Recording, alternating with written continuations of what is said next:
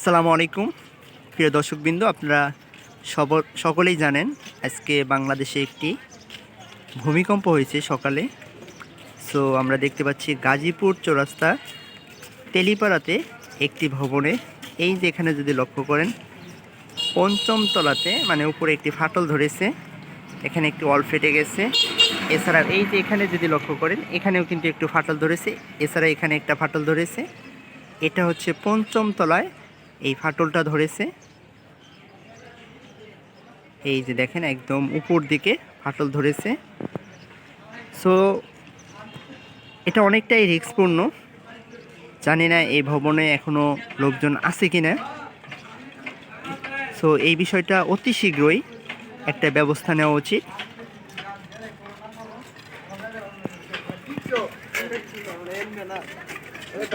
So আজকে এই দুর্ঘটনাটা যেরকম হয়েছে এটা বলা যায় হচ্ছে সর্বোচ্চ লেভেল একটা দুর্ঘটনা।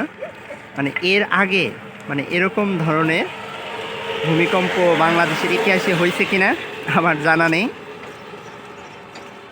সো এটা হচ্ছে আমি জানি গাজীপুর চৌরাস্তার এদিকে আরও একটা হচ্ছে গার্মেন্টস ফ্যাক্টরিতে, সেখানেও দেখলাম একটি ভবন হচ্ছে একটু বাঁকা হয়ে গেছে। এখন বর্তমান কারেন্ট নেই, এই জন্য হচ্ছে নেট বর্তমানে দেখা সম্ভব হচ্ছে না। বাংলাদেশের হয়তো বা আরও অনেক জায়গায় এই সমস্যাগুলো হয়েছে। সো সবাই দোয়া করবেন যাতে হচ্ছে সকলেই সুস্থ থাকে।